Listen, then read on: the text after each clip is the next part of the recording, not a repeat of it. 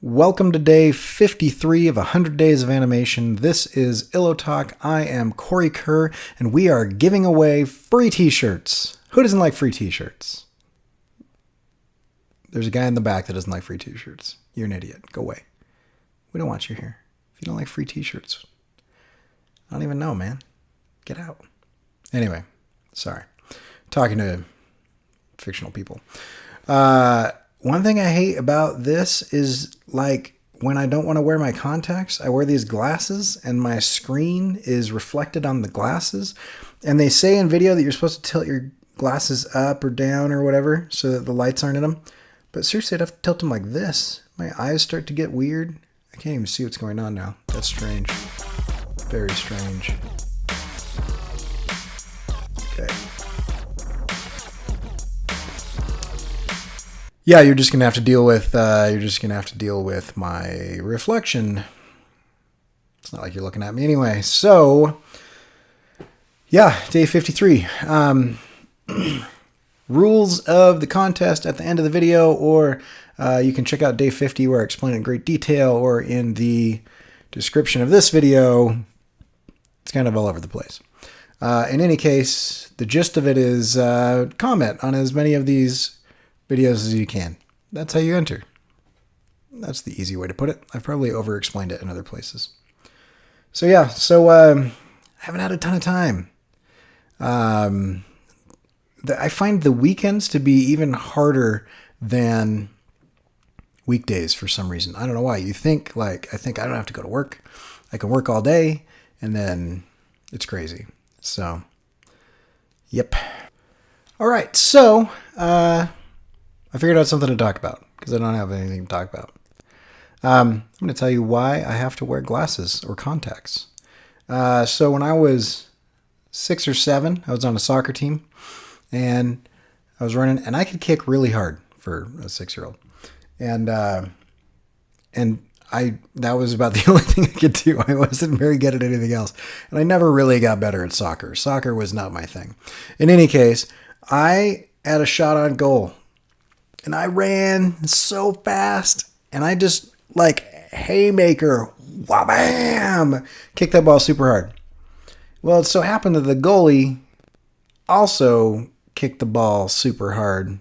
So I kicked it, and he kicked it. So it was going like, I don't know if it would be twice as fast, but fast, right? And it hit me right in the eyeball and the head. Just laid me out. I was like, in the air. Boom.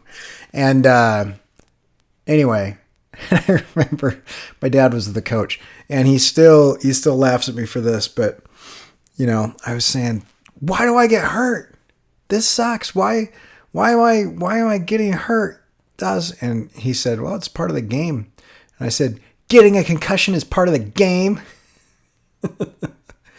And anyway, he was like, well, yeah, sort of. Just deal with it. Shut up. I'm trying to coach the rest of the team. Anyway, it was funny. So, years go by. No real negative effects that I was aware of from that. And I was 12, playing football in the kind of grass area next to our church. And we were just throwing the ball around or whatever. And I was covering this guy, and I'm running. I'm going. And I hear somebody yell, ball, Cory, ball. So I turn around just to catch the point of the football right in my eyeball. Like it was like right there, and I just turned right into it. And everything from about midway up went black. I thought, that hurt a lot, and I can't see half of my vision. That's not great. And so what had happened was, actually, one of the adults there was an optometrist or an ophthalmologist. I don't actually know the difference. An eye doctor guy. Anyway, he said, yeah, that's not good. Let's head down to my office. We went down to his office. It's like at night, Anyway, we went down to his office. He gets out his thing. He looks in there. And he's like, yeah, I think you tore your retina. So for those of you that don't know, your eye is like this. It's a big sphere. Okay. On the front side of your eye, you've got like your lens, which is your cornea, your pupil, which is kind of like the aperture of your camera, the iris. Well, the iris is more like the aperture, the pupil is more like the hole. Anyway, I guess that would be the shutter. Anyway, there's a bunch of stuff on the front, and there's a bunch of stuff in the back. And the stuff in the back, rods and cones that are like color receptors. And then there's your retina, which is kind of like the placenta of the eyeball. It's a weird way of looking at it. But basically what it does is it takes all the information from the rods and the cones, which are accepting like the light, changes them into electrical impulses, and it sends it down your optic nerve to your eyeball, right? But in the meantime, what happens is as it goes through the lens, this is the front part, as it comes in, it flips upside down. The lens, because it's such a small hole, light comes into your eye. Or how do you do this? Light comes into your eye like that, and then it flips upside down, right? And so from that injury when I was 6, I had some scar tissue on my eyeball, on my retina, okay? No big deal. That probably happens to everybody. And anyway, then when I got hit 6 years later in the eye with that football, my eye kind of compressed with the pressure of the football, and like a perforated edge, my retina just ripped in half, and the bottom part fell off. Not off, but it like rolled away from the back of my eye and fell down a little bit. And that is why the top half of my vision just wasn't there anymore. And so that was scary. And so the next day, that night he says, listen, it's really important that tonight you sleep on your back. Right? You got to sleep on your back. And if you sleep on your back, then your retina might like lay back down. And then I'm going to call in first thing in the morning. You're going to go in and you're going to have this guy look at you. And so I went into this specialist, this eye surgeon, right? And he goes in there and he looks around and he says, wow, I can't believe that guy saw this. Most ophthalmologists wouldn't be able to diagnose this. You're really lucky that he was able to see it, but he's right. The bottom half of your retina is ripped and whatever, but it seems to have laid back down, which is good. And then he explained, it looks like there's some scar tissue around the tear. So it was probably there from before. So anyway, so he said, okay, we're going to sew this back up. And I thought, you're going to sew up my eyeball, right? That's concerning. Before this, I had perfect vision, by the way. So they go in with a laser and they put this gel in my eye that makes my pupil go like just, it's huge, right? Like I'm dropping acid or something. I don't know if acid does that. I've never dropped acid. But anyway, my pupil is giant now so that they could like get in there. And then they put this numbing gel on my eye so that like I can't feel anything, or it numbs it at least. I can still feel stuff. And then they have this like, those little things, there's like a black cone that you always see in the movies where people like look at, diamonds or whatever to see if it's real. Like, whatever. I kind of felt like that. But he put that on my eyeball and rested it there. Like strapped my head down with this leather strap into this thing and put that on my eyeball and then took a laser and he said, now listen, it's really important that you don't look away from the dot. Because if you move your eyeballs, right? If I'm shooting at you like this and then all of a sudden you look, I'm just going to laser your eyeball. And so that was a little terrifying. So I'm like, don't look away. Don't look away. And then he starts going, okay, it's going to be uncomfortable, but tell me if it hurts. If it gets to, and I'm thinking, I can handle it, right? And so I'm sitting there staring at the little dot I'm supposed to stare at, not able to blink because, one, my eye's numb, and two, like the thing is literally resting on my cornea. And he's like, you hear this little tick, tick, tick, tick, tick, tick, and that's like the laser firing. Boom, boom, boom, boom, boom. And then it starts getting faster. And he's like, you doing okay? I said, yeah, like it hurt. Because he didn't numb my retina, which he's burning. He's basically like Rambo when like he had the wound and he shoves gunpowder in there and lights it on fire.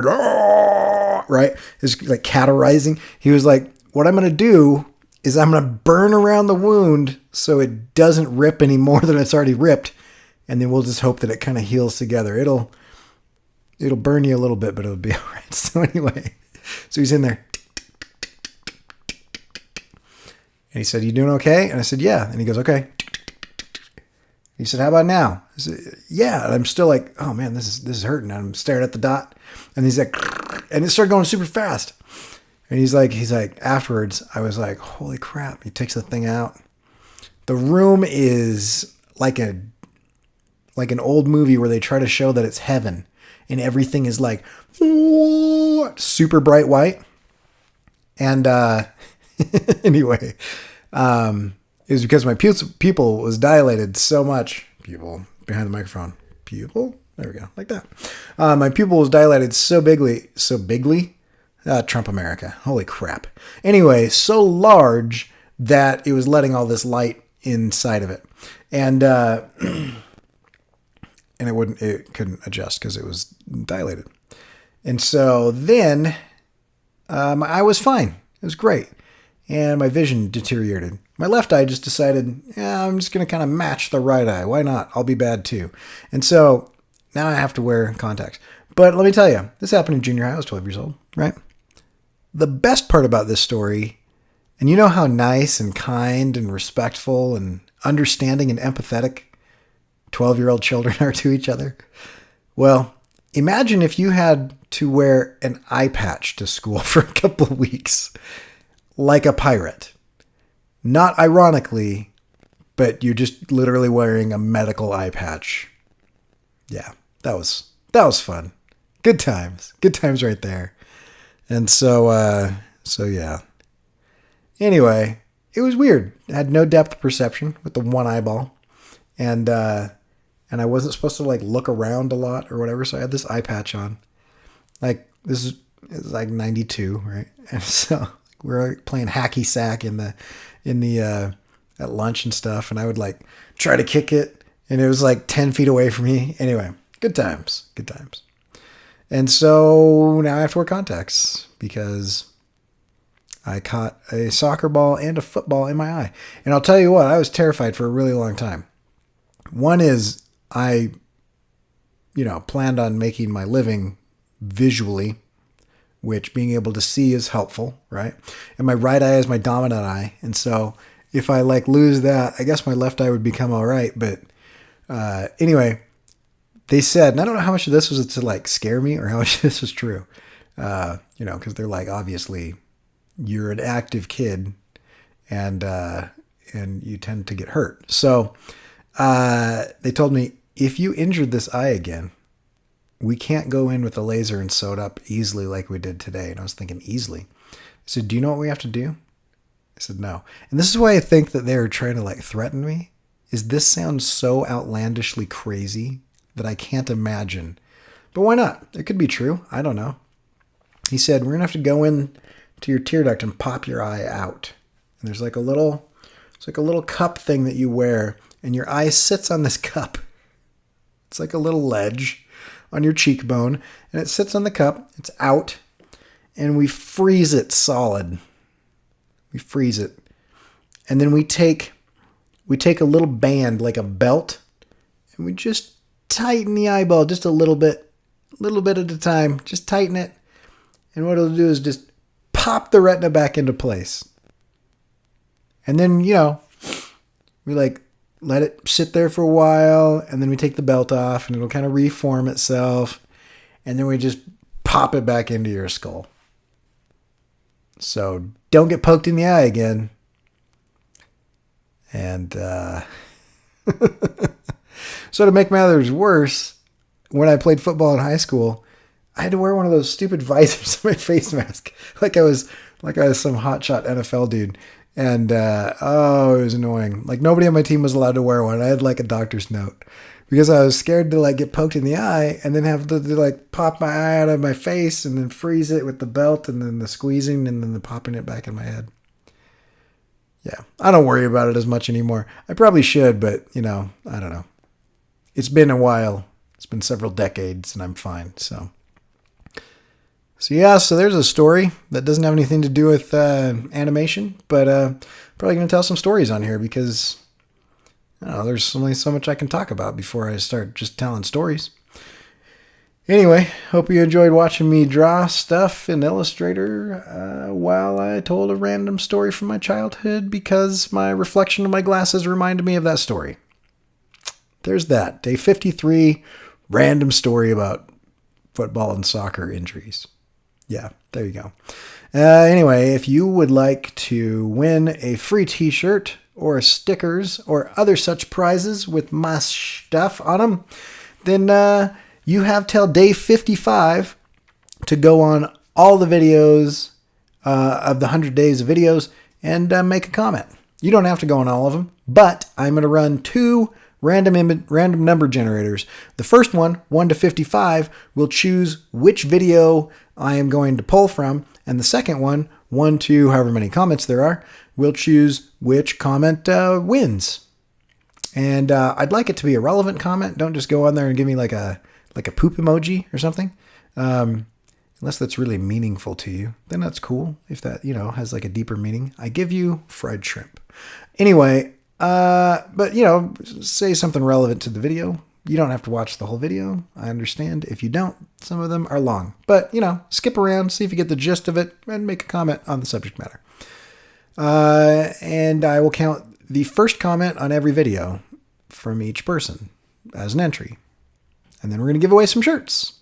And if you want to take a look at what you have the possibility of winning, go to corykerr.com, and under buy, you can click on shirts, and you can see all the different shirts, hoodies, tanks, muscle tees, tri-blend tees, baseball tees, pencil cases, towels, duvet covers, shower curtains. There's all kinds of weird stuff on there. It's awesome. It's printed by Threadless. They do an amazing job. And yeah, it's good. So enter to win, and you can check the rest of my stuff out at corykerr.com. If you like this, like it. That little thumbs up. If you hated it, you probably didn't make it this far. If you hated it, I guess you could downvote it. I guess. I don't know. That's kind of mean, but whatever. It's cool. And if you want to see more of these, subscribe. And if you want to win shirts, make some comments on stuff. And we'll catch you guys later. This is day 53 of 100 days of animation, where I spend a minimum of 30 minutes every day trying to work on my short film and occasionally tell really weird and random stories. No